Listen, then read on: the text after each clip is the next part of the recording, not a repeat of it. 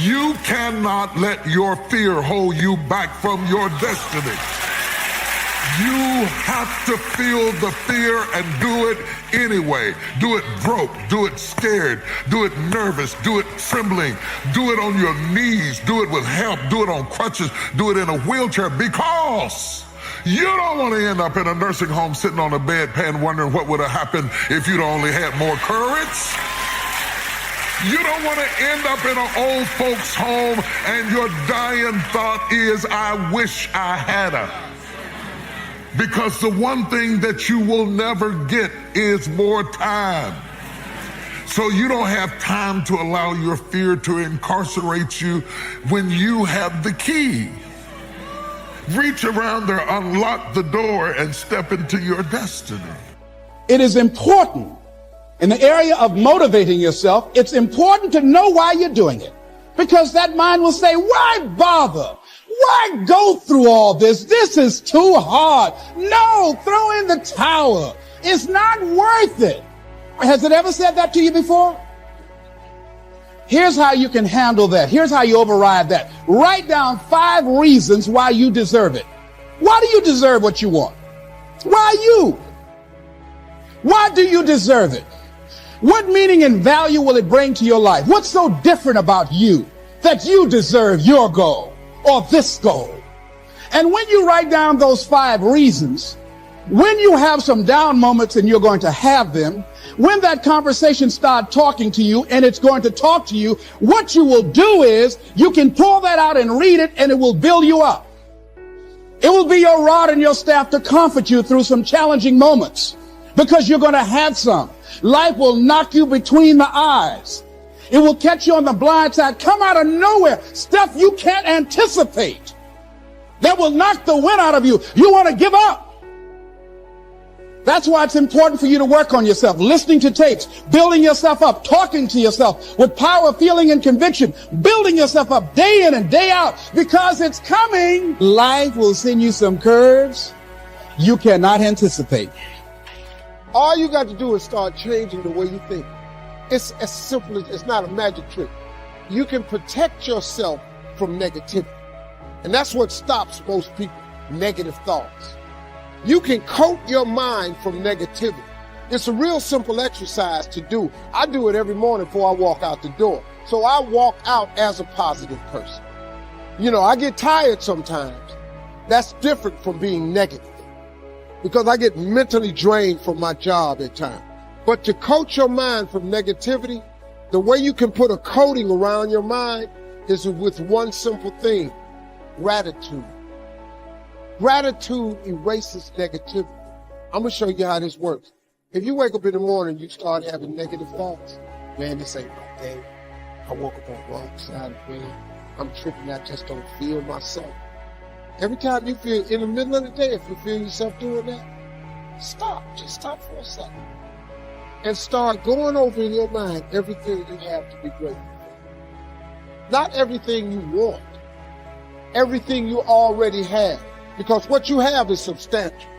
You just haven't gone over the list and taken inventory in a long time. But the fact that you can walk, that's a blessing. The fact that you woke up, that's another blessing. The fact that you can see, think, reason, that's another blessing. The fact that you can go somewhere and get yourself something to eat, that's another blessing. The fact that you can go and turn the key and call someplace home, that's another blessing. The ability to dream is a blessing. The fact that you have an opportunity to get it right is another blessing. The fact that you're beautiful, that's another blessing. The fact that you have any measure of health, that's another blessing. And most people won't even take a swing. Well, I probably won't make it anyhow. That's the conversation within. They probably won't give it to me anyhow. If you want something, you've got...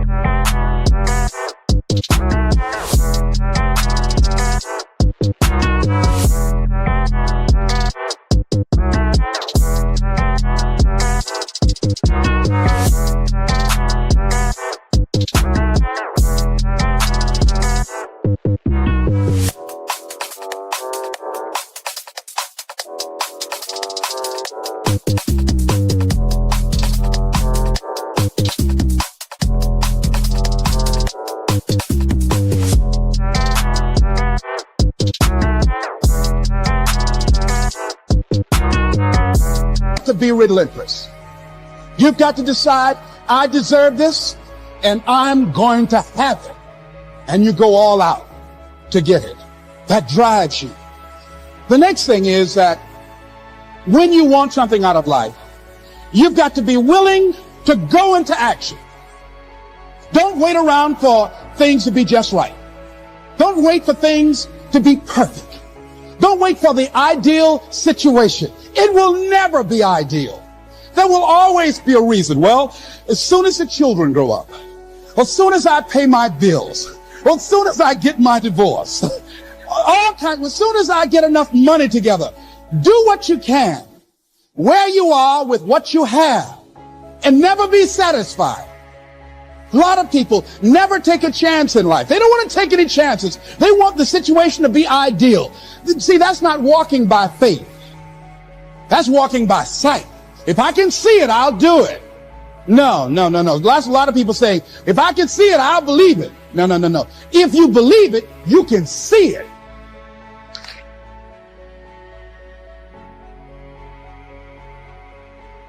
And don't be disturbed because no one else can see it. That's not unusual.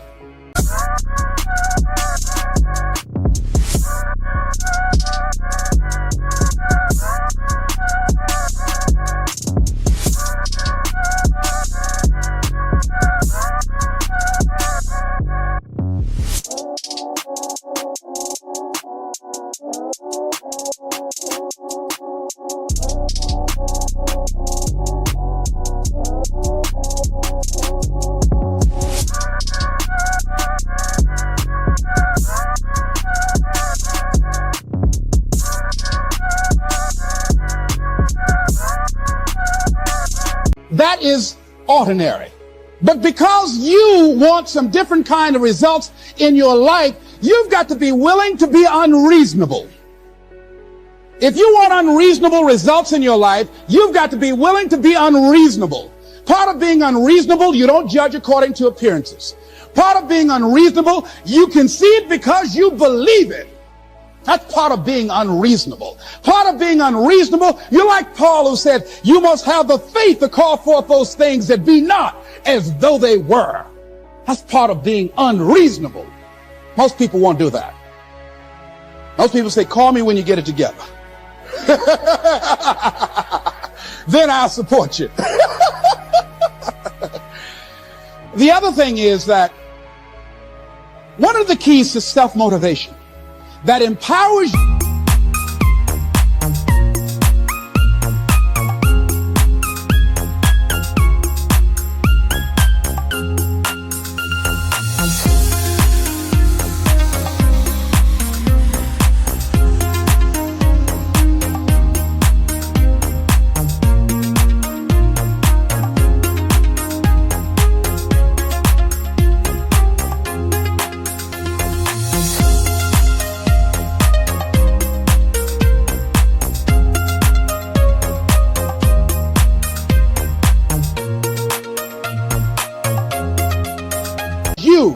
Is that you want to find a cause larger than yourself.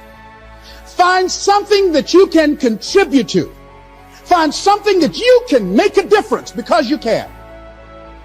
Part of what feeds your larger vision, part of what gives you a reason for being, part of what gives you your life is being able to give something back.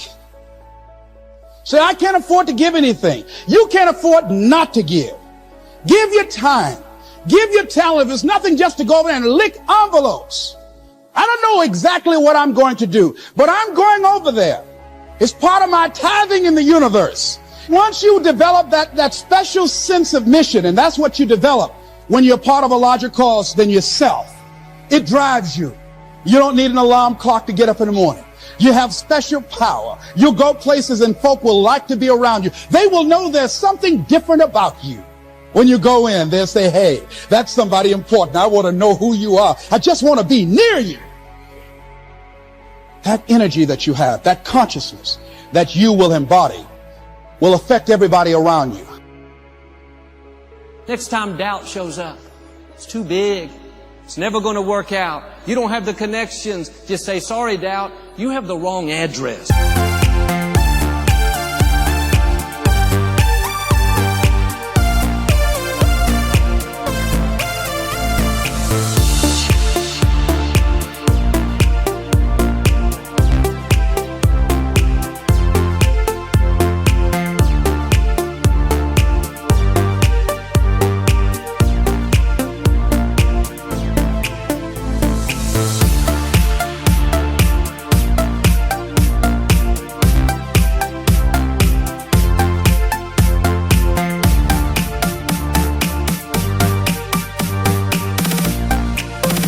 There's no place for you here. When insecurity comes knocking, you're not good enough. You're not attractive. You don't have a good personality. Nobody wants to be around you. Don't you dare let those thoughts in. Your attitude should be, get off my property. You are not welcome here. I know who I am. I'm a masterpiece. I'm one of a kind. I'm made in the image of God. I'm crowned with favor. I'm wearing a robe of righteousness. I have been fearfully and wonderfully made.